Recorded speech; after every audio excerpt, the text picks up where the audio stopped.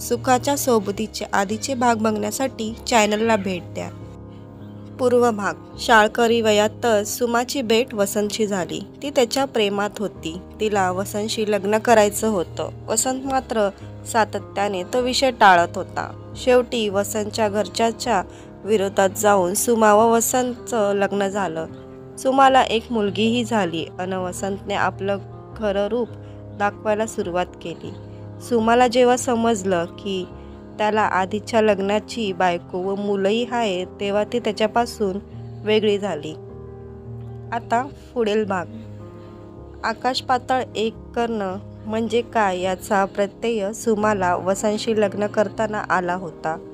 लग्न फार म्हणजे फारच साधेपणाने झालं. वसंतकडून कुणी दोघं तिघं अन हेमाताई, रमण भाऊजी अन विलियम. लग्न समारंभाचा उत्साह नाही की पाहुण्यांची वर्दळ, चेष्टा मस्करी नाही. पण सुमा मात्र खूप आनंदात होती. जे हवं ते मिळवलं होतं तिनं. रमण भाऊजींनी गावातच तिला एक घर घेऊन दिलं. हेमाताईने घरासाठी लागणारं सगळं सामान आणलं, घर मांडून दिलं. शिवाय बराचसा पैसा तिच्या अकाउंटला टाकला होता. वसंत तरीही नाराजच होता. ताई भाऊजींसमोर काही बोलला नाही. ते गेल्यावर मात्र त्याने मनातला सगळा राग काढला. त्यांच्या मते तिच्या लोकांचा वसंतवर विश्वास नाही म्हणूनच त्यांनी घर, सामान वगैरे सर्व सुमाच्या नावे केलं होतं. त्याचं हे रूप बघून ती चकित झाली, हतबद्ध झाली. हेमाताईने त्यांच्या हनीमूनसाठी उटीची तिकीट आणि हॉटेलचं बुकिंगसुद्धा करून ठेवलं होतं. वसंत संतापून बोलला, आता आमचा हनीमून तुझ्या बहिणीच्या इच्छेप्रमाणे होणार का? मग तू ठरव दुसरी कुठली जागा, तिने त्याला प्रेमानं म्हटलं. बघूया. वसंतने टाळलंच. हनीमून झाला नाही. लग्नानंतर 2 महिन्यातच वसंतने धंद्यासाठी हवे आहे म्हणून तिच्या अकाउंटमधून 2 लाख रुपये तिला काढायला लावले. सुमा बघत होती. वसंतला लग्नाविषयी अजिबात आस्था नव्हती. नवी नवरी, तिची नवाळी या बाबतीत तो अगदीच वृक्षपणे वावरत होता. बायकोकडे चक्क दुर्लक्षच करत होता. तिला फार एकांकी अन उदास वाटायचं. वसंत तोंडाने वाद घालत नव्हता, भांडण करत नव्हता, पण त्याच्या तो थट्टपणा तिला सहन होत नव्हता. ती आतल्या आत मिटून गेली, खंतावत राहिली. कित्येकदा तो बाहेर जायचा, गेला की अनेक दिवस बाहेरच असायचा. सांगितलेल्या दिवशी कधीच परत येत नसे. ती घाबरून रात्र जागी राहायची. तो कुठे आहे, काय करतो आहे, तिला काहीच ठाऊक नसायचं. घरात आपण टेलिफोन घेऊयात असं तिने अनेकदा म्हटलं, पण ठीक आहे बघूयात म्हणून तो ती गोष्ट टाळायचा. हेमाताईने तिला 2 मोबाईल फोन घेऊन दिले, एक तिच्यासाठी व दुसरा वसंतसाठी. पण वसंतचा फोन कायम स्विच ऑफ असे, नाहीतर तो फोन डिस्कनेक्ट करून टाके. हेमाताईशी ती जवळजवळ रोजच बोलायची, पण सगळं ठीक आहे या व्यतिरिक्त काहीही बोलत नसे. काय सांगणार? वसंतच्या कांगाळ्या तक्रारी ती कोणत्या तोंडाने ताईला सांगणार होती? घरात तेल, तांदूळ, डाळ, पीठ, साखर आहे किंवा नाही याच्याशी वसंतला काहीच देणं घेणं नसे. घरातलं सामान संपलंय, सामान आणायला हवंय वगैरे म्हटलं की तो पार गप्प बसायचा किंवा घराबाहेर निघून जायचा. तिला त्याचा हा अल्पितपणा, कोरडेपणा विलक्षण खटकायचा. शेवटी तीच बँकेतून पैसे काढून आणायची, घर सामान आणायची, घरातल्या इतर काही गरजेच्या गोष्टी आणायची. वसंतबरोबर लग्न करून संसार करण्याची जी स्वप्न तिने बघितली होती ती पार धुळीला मिळाली. वसंतच्या प्रेमात ती वेडी झाली होती. आता त्याच्या या कोरड्या वागण्याने एकदम उद्ध्वस्त झाली. पूर्वीचा तो प्रेमळ वसंत कुठे गडप झाला तेच कळत नव्हतं. रमण भाऊजींनी तिला सगळी कॅश रक्कम न देता घर अन संसारचं सामान का घेऊन दिलं ते तिला आता लक्षात येत होतं. लग्नाला आता वर्षभरापेक्षा अधिक काळ लोटला होता. वसंत गेले 20 दिवस बाहेर होता. घरातली कामं कशीबशी आटोपून ती बाहेरच्या बाल्कनीत येऊन उभी राहिली. कशी आहे सुमा? तिने आवाजाच्या दिशेने वळून बघितलं. शेजारची निर्मला तिच्या बाल्कनीतून विचारत होती. बरी आहे मी, तिने थोडक्यात आटोपायला बघितलं. तुम्ही कशा आहात? एकदम मजेत. वसंत भाऊ परत आले की नाही? सुमा वैतागली. म्हणाली, अजून नाही आलेले, 2-1 दिवस लागतील. अरेच्छा, कालच तर मी त्यांना बिग बाजारमध्ये बघितलं. मी हाक देखील मारली, पण ते बहुधा घाईत होते, निर्मला खोचकपणे म्हणाली. तिरमिरसरशी आत येऊन सुमाने वसंतला फोन केला. त्यानं फोन घेतला आणि फोनवरच दोघांचं कडाक्याचं भांडण झालं. तिला एकदम रडायलाच आलं. ती खूप वेळ रडत होती. मग तिने हेमाताईला फोन करून सगळं सांगितलं. इतके दिवस जे तिने लपवून ठेवलं होतं ते सगळं तिने हेमाताईला सांगितलं. त्याच दिवशी वसंत घरी आला आणि रडत रडत आयुष्य सुरू झालं. मनाच्या अशा विषण्ण उदास अवस्थेतच दिवस गेल्याचं सुमाच्या लक्षात आलं. ती आनंदाने मोहरली. तिने खूप आनंदाने ही बातमी वसंतला सांगितली. तर तो संतापून बोलला, वेळ लागले तुला? अगं, तुला सांभाळताना जीव जातोय माझी. आणि आणखी ही एक जबाबदारी. मला मूल नकोय, अजिबात नकोय. काय बोलतोयस रे? ती खूप दुःखावून आश्चर्याने म्हणाली. पुन्हा भांडण, रडणं. ज्या बातमीने घरात आनंद पसरायला हवा त्याने त्या घरात प्रचंड तणाव निर्माण झाला होता. वसंतला मूल नको होतं आणि ती कुठल्याही परिस्थितीत गर्भपाताला तयार नव्हती. एक दिवस उगवत होता आणि मावळत होता आणि मग वसंतनेही आपला हट्ट सोडला. तो सुमेचा काळजी घेऊन लागला. सुमाला आश्चर्य वाटलं, हे एकाएकी परिवर्तन कसं?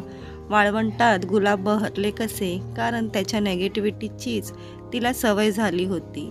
पण सुखद बदल नेहमीच हवेसे वाटतात. ऐकून गरोदरपणाचे 9 महिने अवघड असूनही चांगले गेले.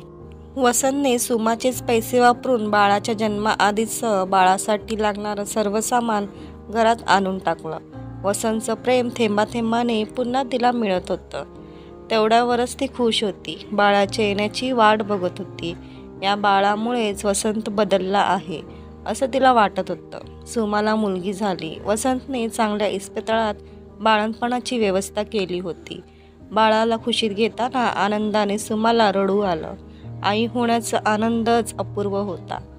हेमाताई, रमण भाऊजींनाही खूप आनंद झाला. बाळासाठी बाळलेणी सुमा वसंतसाठी ढीगभर आहेर घेऊन ती दोघं आली होती. थाटात बारसं झालं. वसंतच्या व्यवस्थापनाचं खूप कौतुक झालं. मुलीचं नाव ठेवलं शुभदा. लाडाने तिला शुभी म्हणायचे. वसंतला पुन्हा धंद्याच्या कामाने शहराबाहेर जायचं होतं. तो शुभीला मांडीवर घेऊन खेळवत होता. सुमाने त्याच्या खांद्यावर हात ठेवत प्रेमाने विचारलं, काय विचार करतो आहेस? सुमा, आपल्या मुलीला मी खूप चांगलं शिक्षण देईन.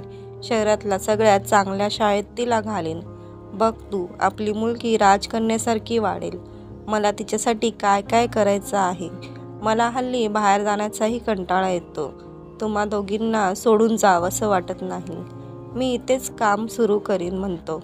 सुमाला समजेना इतका आनंद कुठे ठेवावा, कसा सांभाळावा. तिला फक्त वसंतचं प्रेम आणि त्याने कष्टाने कमवलेला पैसा एवढंच हवं होतं आणि नेमकं तेच तिला मिळत नव्हतं. पण लेकीच्या पायगुणाने वसंत बदलला होता. इतक्यातच वसंत पुन्हा काळजीत असल्यासारखा वाटत होता. तिने विचारलं तर काही नाही म्हणून टाळायचा. पण एक दिवस मात्र तो हमसाहमशी रडायला लागला. सुमा घाबरली. अरे, काहीतरी बोल ना, काही सांगशील तर ना, मला कळेल. तिने म्हटलं, माझ्या पार्टनरने मला दगा दिला, फसवलं. मला अंधारात ठेवून त्याने सगळा पैसा आपल्या नावावर करून घेतला. मी पार बुडालो गं. वसंत पुन्हा गदगदून रडू लागला. तिच्या पायाखालची जमीन हादरली. तू पोलीस तक्रार दिलीस का? तिने विचारलं. ते सगळं केलंय मी त्याला असं सोडणारही नाहीये. मी त्याला चांगला धडा शिकवणार आहे. पण त्याला बराच वेळ लागेल. कोर्टात केस करायलाही खूप पैसे लागले. तोवर आपण जगायचं कसं? नवा काही व्यवसाय सुरू करायला तरी पैसा हवा ना जवळ. तो अगदी बापुडवाना झाला होता. तू शांत हो, आपण बघूया, काहीतरी मार्ग निघेल, तिने म्हटलं. पण ते शब्द अगदी पोकळ होते हे तिलाही कळत होतं. वसंत खूप धावपळ करत होता. तो सतत काळजीत असायचा. तीही त्यामुळे काळजीत असे. कितीतरी दिवसांनी थोडा सुखाचा काळ आयुष्यात आला होता. तोही असा झटक्यात संपला. वसंतला पुन्हा नव्याने धंदा सुरू करायचा होता. त्यासाठी त्याला पैसे हवे होते. आता तर सुमाच्या अकाउंटलाही फार पैसे उरले नव्हते. वसंतची चिडचिड सुरू होती. ती त्याला समजवत होती, अरे सगळेच काही लाखो रुपये घालून बिझनेस सुरू करत नाहीत. काही छोटासा धंदा बघ, कमी पैशातून सुरू करून वाढवता येईल असा व्यवसाय शोध. आणि नाही तर सध्या एखादी नोकरीच बघ. व्यवसायाचं नंतर बघू. आणि नाही तर तुझ्या वडिलांना विचार ना, ते आर्थिक मदत करू शकतील का? वसंत एकदम भडकला. तुझ्याशी लग्न केलं नसतं तर आई वडील आणि त्यांची प्रॉपर्टी माझीच होती. पण तुझ्याशी लग्न करून बसलो. आता मी कोणत्या तोंडाने त्यांच्याकडे पैसे मागू? आणि पैसे मला एकट्याला थोडीच हवेत. पैसा मिळेल तेव्हाच मुलीला चांगल्या शाळेत घालता येईल ना. पण मग मी तरी कुठे पैसा आणू? माझे आई वडील तरी कुठे जिवंत आहेत? तीही संतापून बोलली. पण आई वडिलांचं घर तर आहे ना, तुझाही वाटा आहेच ना त्यात. तुझ्या बहिणीला सांग, तुझा वाटा तुला देईल ती. वसंतने स्पष्टच सांगितलं. ऐकून ती अवाक झाली, पार बधीर झाली. विचार करण्याची शक्तीच नाहीशी झाली तिची. शून्यापासून सुरुवात करून पुन्हा ती शून्यावरच येऊन पोचली. घरात कायम तणावाचं वातावरण होतं. फक्त आता वसंत घराबाहेर जात नव्हता अन मुलीला प्रेमाने सांभाळत होता. एक दिवस तो प्रेमाने तिला म्हणाला, हे बघ सुमा, मला समजून घे. अगं माझ्याकडे पैसे असते तर मी तुझ्याकडून तरी असा दिनवाना होऊन पैशांची याचना केली असती का? मला पैसा उभा करता आला असता तरी मी तुला एका शब्दाने पैसे मागितले नसते. आणि तुझे आई वडील जर त्या घरात असते तरी मी चकार शब्दाने घर विकण्याबद्दल बोललो नसतो. ते घर रिकामं पडून आहे. तू आणि हेमाताईच त्या घराच्या वारसदार आहेत. या क्षणी तुला म्हणजे आपल्याला पैशांची गरज आहे तर ते घर विकून आपण पैसा उभा करू शकतो. मी एक एक पैशाचा हिशोब देईन तुला. आणि जे काही पैसे मी घेतोय ना ते तुला व्याजासकट परत करीन. मला माझ्या मुलीसाठी माझंही आयुष्य नव्याने सुरू करायचं आहे. एकदाच फक्त माझ्यावर विश्वास ठेव. 8-10 दिवस ओळीने हे संवाद तो बोलत होता.